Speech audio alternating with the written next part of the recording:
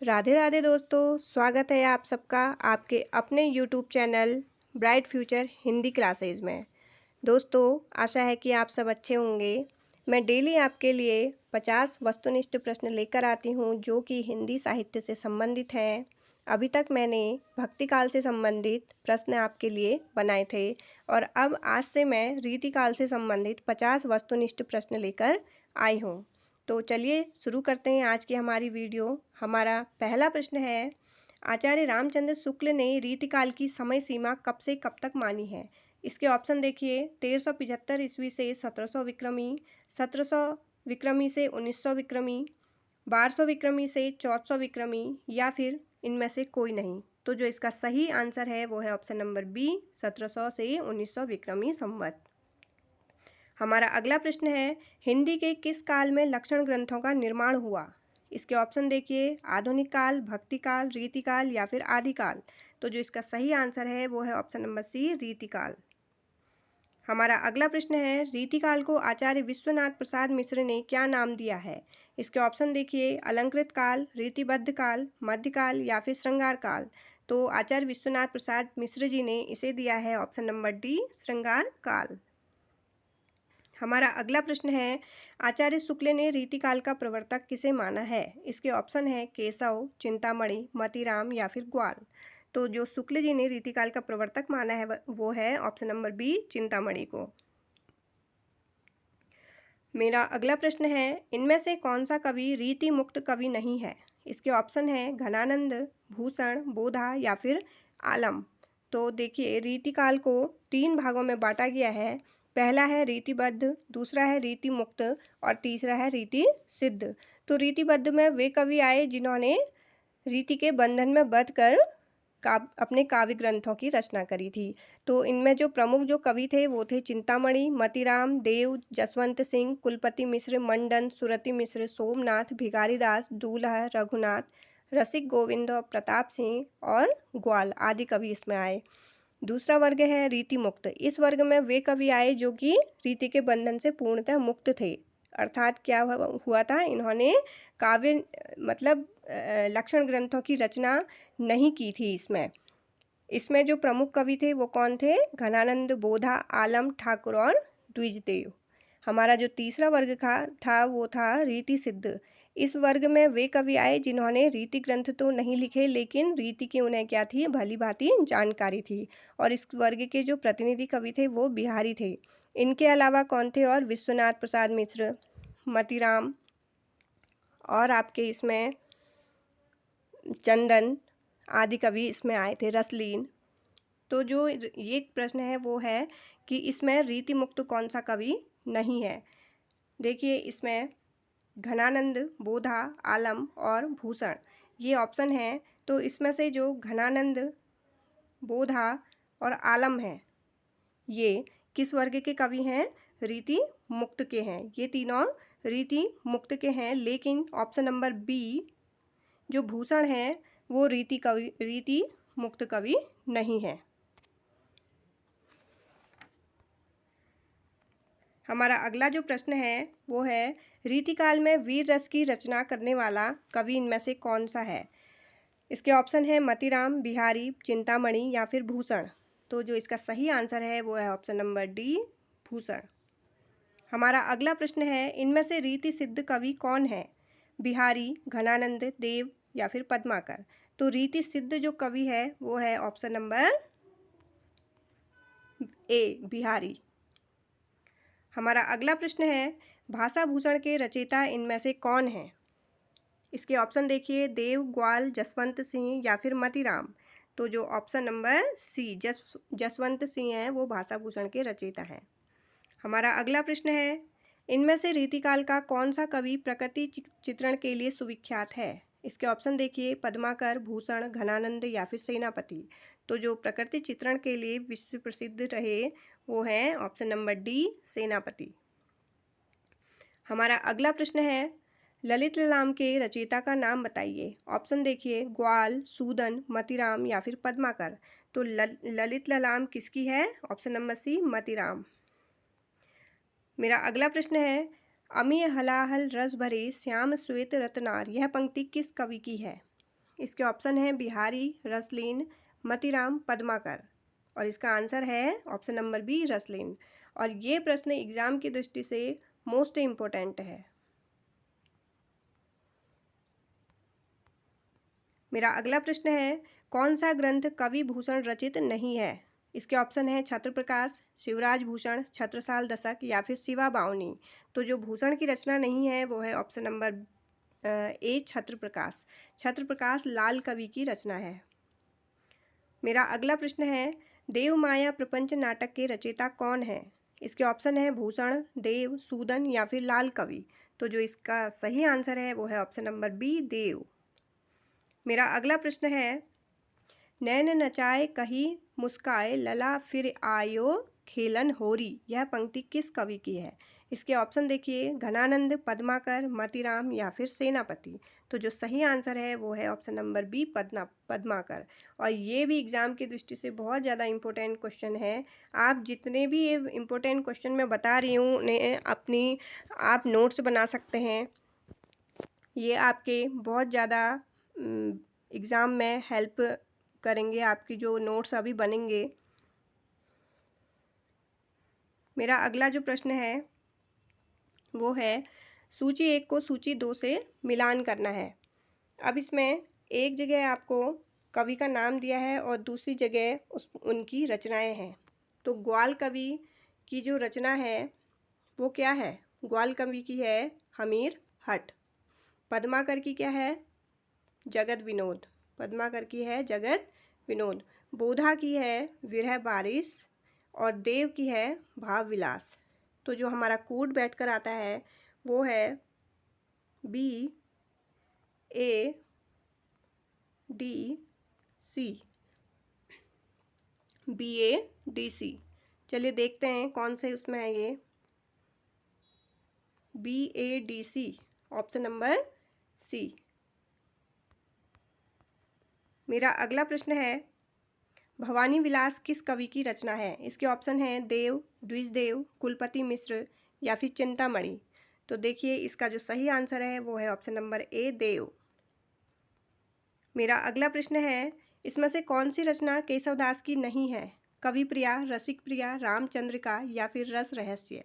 तो जो इसका सही आंसर है वो है ऑप्शन नंबर डी, रस रहस्य। ये किसकी है? पोहकर की है, कुलपति मिश्र। रस रहस्य किसकी है? कुलपति मिश्र की है।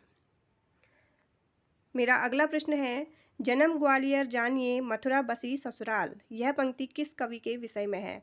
तो जो इसके ऑप्शन है वो है केशव, बिहारी, घनानंद या फिर देव। तो जो ये पंक्ति कही है वो है किसके लिए? Option number B, Bihari ji के लिए। मेरा अगला प्रश्न है, इनमें से कौन सा कवि इटावा का निवासी माना जाता है? इसके ऑप्शन है घनानंद, बिहारी, चिंतामणि त्रिपाठी या फिर देव। तो जो इटावा के निवासी थे वो थे ऑप्शन नंबर डी, देव। मेरा अगला प्रश्न है, ये भी एक सूची पर आधारित है। इसमें भी कवि दिए हैं और उनकी रचनाएं दी हुई हैं। तो देव जी की जो रचना है वो है शब्द रसायन। भिखारी दास की जो है काव्य निर्णय। चिंतामणि की क्या है? कविकुल कल्पतरु। और पद्माकर की है पद्माभरण। तो जो स्कूट निकल के आया है वो है BCDA।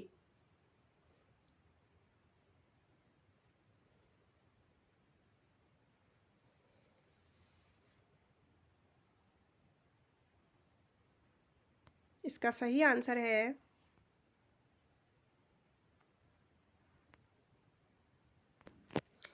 इसका कूट आएगा, देखिए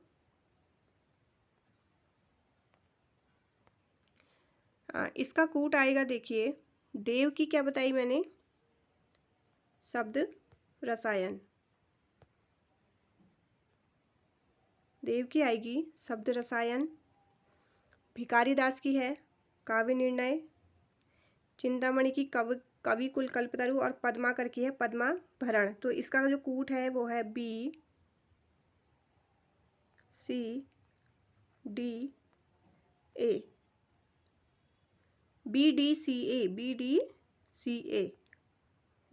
नहीं, BDCA। तो जो इसका सही आंसर है वो है ऑप्शन नंबर ए, BDCA। मेरा अगला प्रश्न है, इतावती चली जात उत चली छह सातक हाथ, यह पंक्ति किस कवि की है? इसके ऑप्शन देखिए, घनानंद, मतीराम, बिहारी या फिर देव। तो जो सही आंसर है वो है ऑप्शन नंबर सी, बिहारी। अगला प्रश्न है, बनन में बागन में बगरियो बसंत है, यह पंक्ति किस रीतिकालीन कवि की है? पद्माकर, ग्वाल कवि, सेनापति या फिर भिखारी दास। तो जो ये सही आंसर है इसका है ऑप्शन नंबर ए, पद्माकर। और ये भी एग्जाम की दृष्टि से बहुत इंपॉर्टेंट है, आप इस क्वेश्चन को भी आप अपने नोट्स में लिख सकते हैं।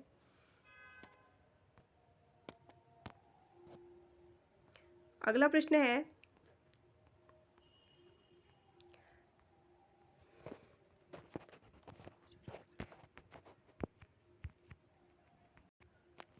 रनित भृंग घंटावली झरित दान मधुनीर में किस ऋतु का वर्णन किया गया है? बिहारी जी ने। इसमें है ग्रीष्म ऋतु, शरद ऋतु, वर्षा ऋतु या फिर बसंत ऋतु। तो जो सही आंसर है वो है ऑप्शन नंबर डी, बसंत ऋतु। अगला प्रश्न है,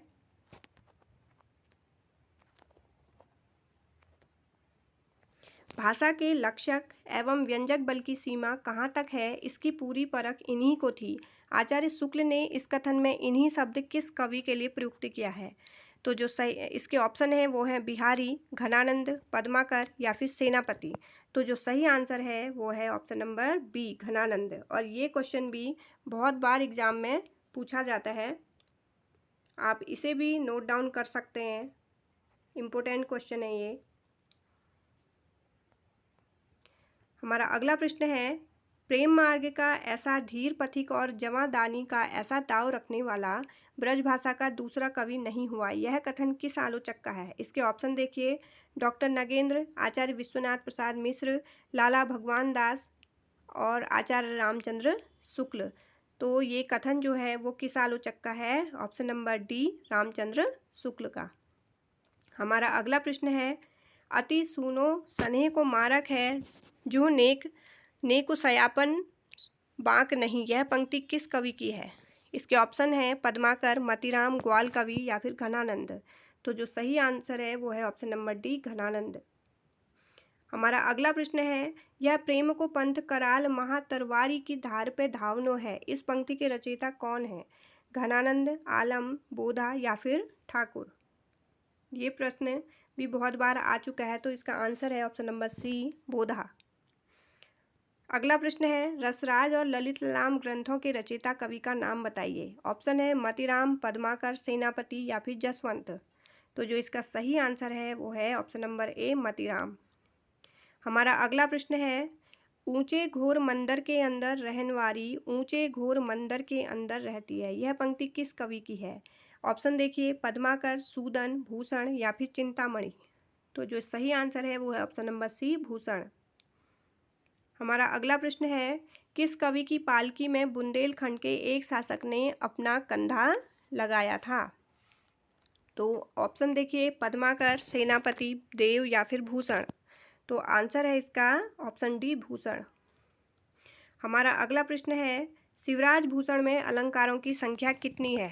100, 320, 105 या फिर 210। तो अलंकारों की संख्या है भूषण में, शिवराज भूषण में 105, ऑप्शन नंबर डी। हमारा अगला प्रश्न है, बतरस लालच लाल की मुरली धरी लुकाए सोह करे भोहनु हंसे देन कहे नटी जाए, में कौन सा रस है? भक्ति रस, श्रृंगार रस, करुण रस या फिर हास रस। तो इसमें है ऑप्शन नंबर बी, श्रृंगार रस। हमारा अगला प्रश्न है, भाषा की समाज शक्ति और कल्पना की समाहार शक्ति का सर्वाधिक उपयोग इनमें से किस कवि ने किया है? चिंतामणि, बिहारी, भूषण या फिर घनानंद। तो इसके जो सही आंसर है वो है ऑप्शन नंबर बी, बिहारी। इसमें सी नहीं होना चाहिए, इसमें ऑप्शन बी आएगा, ऑप्शन नंबर बी। हमारा अगला प्रश्न है, नहीं पराग नहीं मधुर मधु नहीं विकास इहि काल, यह पंक्ति किस कवि की है? इसके ऑप्शन है बिहारी, घनानंद, पद्माकर या फिर सेनापति। तो जो सही आंसर है वो है ऑप्शन नंबर ए, बिहारी। हमारा अगला प्रश्न है, जहांगीर जस चंद्रिका के रचयिता कवि का नाम क्या है? ऑप्शन देखिए, भूषण, घनानंद, केशव या फिर आलम। तो जो इसका सही आंसर है वो है ऑप्शन नंबर सी, केशव। हमारा अगला प्रश्न है, तुलसी गंग दुओ भये सुकविन के सरदार, यह पंक्ति किसकी है? ऑप्शन है केशवदास, चिंतामणि, भिखारी दास या फिर रहीम। तो जो सही आंसर है वो है ऑप्शन नंबर सी, भिखारी दास। हमारा अगला प्रश्न है, इनमें से कौन सा कवि रीति मुक्त धारा का नहीं है? ऑप्शन है रसलीन, बोधा, आलम या फिर ठाकुर। तो इसमें देखिए ऑप्शन नंबर ए, रसलीन जो है वो रीति मुक्त धारा के नहीं है। रसलीन रीति सिद्ध के कवि हैं। ये हैं रीति सिद्ध के कवि हैं, और ये तीनों बोधा, आलम और ठाकुर रीति मुक्त धारा के हैं।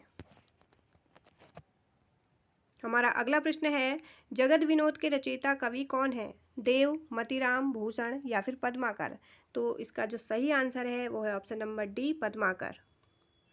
हमारा अगला प्रश्न एक सूची पर आधारित है। देखिए इसमें कवि का नाम है और उनका जन्म काल है। तो केशव को हमने मिलाना है। जो केशव का सही जन्म काल है वो है 1560। बिहारी जी का जो जन्म काल है वो है 1595। मतीराम का जो है 1604 में है, और भूषण का है 1613। तो जो कूट निकल के आया है हमारा बी सी डी ए, इसका सही आंसर है ऑप्शन नंबर BCDA, यानी कि ऑप्शन है आपका बी। हमारा अगला प्रश्न है, चंद्रवदनी मृगलोचनी बाबा कही कही जाए, यह पंक्ति किस कवि से संबंधित है? तो जो इसका सही आंसर है वो है ऑप्शन नंबर सी, केशव। और ये भी एग्ज़ाम की दृष्टि से बहुत इम्पोर्टेंट क्वेश्चन है। मैंने इस सीरीज में बहुत ज़्यादा महत्वपूर्ण प्रश्नों को रखा है, वो आपके एग्ज़ाम में बहुत हेल्पफुल रहने वाले हैं, इसलिए आप अपने नोट्स भी बनाते चलिए। हमारा अगला प्रश्न है, अभिधा उत्तम काव्य है मध्य लक्षणालीन, यह पंक्ति किस कवि की है? ऑप्शन है बिहारी, ग्वाल, देव या फिर गोप। तो जो इसका सही आंसर है वो है देव। हमारा अगला प्रश्न है, श्रृंगार लतिका के रचयिता कवि कौन है? इसके ऑप्शन है पद्माकर, द्विजदेव, प्रताप शाही या फिर रसलीन। तो जो सही आंसर है श्रृंगार लतिका के रचयिता वो है ऑप्शन नंबर बी, द्विजदेव। अगला प्रश्न है, कठिन काव्य का प्रेत किस कवि को कहा जाता है? ऑप्शन है पद्माकर, केशव, घनानंद या फिर भूषण। तो कठिन काव्य का प्रेत किसको कहा जाता है? ऑप्शन नंबर बी, केशव को। हमारा अगला प्रश्न है, ये भी एक कथन पर आधारित है। हिंदी में लक्षण ग्रंथों की परिपाटी पर रचना करने वाले जो सैकड़ों कवि हुए वे आचार्य कोटि में नहीं आते, वे कवि ही हैं, यह कथन किसका है?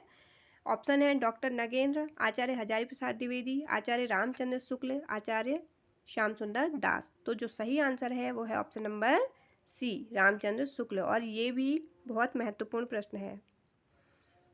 हमारा अगला प्रश्न है, यद्यपि सुजाति सुलक्षणी सुवर्ण सरस सुव्रत भूषण बिनु न विराजे कविता बनिता मित, यह दोहा किस कवि का है? ऑप्शन है केशव, बिहारी, मतीराम या फिर ग्वाल कवि। तो जो सही आंसर है वो है ऑप्शन नंबर ए, केशव। हमारा अगला प्रश्न है, सुजान चरित के रचयिता कवि का नाम बताइए। देखिए ऑप्शन भूषण, सूदन, घनानंद या फिर चिंतामणि। तो सुजान चरित जो लिखा है वो है ऑप्शन नंबर बी, सूदन द्वारा। हमारा अगला प्रश्न है, ये साक्षात रसमूर्ति और ब्रजभाषा के प्रधान स्तंभों में है, यह उक्ति आचार्य रामचंद्र शुक्ल ने किस कवि के बारे में कही है?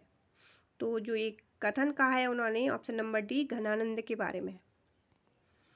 हमारा अगला प्रश्न है, छत्र प्रकाश के रचयिता कवि का नाम बताइए। इसके ऑप्शन है सूदन, पद्माकर, लाल कवि या फिर रसनिधि। तो छत्र प्रकाश किसकी है? ऑप्शन नंबर सी, लाल कवि की। हमारा अगला प्रश्न है, लोग हैं लागी कवित्त बनावत, मोहे तो मेरे कवित्त बनावत। यह पंक्ति किस कवि की है? ऑप्शन देखिए, पद्माकर, सेनापति, ठाकुर या फिर घनानंद। तो जो इसका सही आंसर है वो है ऑप्शन नंबर डी, घनानंद। अगला प्रश्न, कविराज शिरोमणि की पदवी इनमें से किसे प्राप्त थी? ऑप्शन है देव, पद्माकर, बिहारी या फिर मतीराम। तो कविराज शिरोमणि की जो पदवी प्राप्त थी वह है ऑप्शन नंबर बी, पद्माकर को। हमारा अगला प्रश्न है और इस सीरीज का लास्ट प्रश्न है ये, रामचंद्राभरण, रामचंद्र भूषण और रामालंकार नामक अलंकार ग्रंथ किस रीतिकालीन कवि की रचनाएं हैं? इसके ऑप्शन है गोप, ग्वाल कवि, मतीराम, रसलीन। तो जो सही आंसर है वो है ऑप्शन नंबर एक, गोप। देखिए, ये आपके रीतिकाल से संबंधित 50 वस्तुनिष्ठ प्रश्न थे और आपकी ये परीक्षा की दृष्टि से बहुत महत्वपूर्ण प्रश्न मैं लेकर आई थी। आगे भी मैं आपके लिए रीतिकाल के 50 प्रश्न लेकर आऊँगी अगली सीरीज में। और जो भी मेरे चैनल पर नए हैं वो मेरे चैनल को सब्सक्राइब करिए, लाइक करिए, शेयर करिए और कमेंट में ज़रूर बताइए कि आपको ये सीरीज़ कैसी लगी और आपके 50 में से कितने प्रश्न सही हुए। तो चलिए मिलते हैं मेरी नई वीडियो में, तब तक के लिए जय हिंद, जय भारत, धन्यवाद।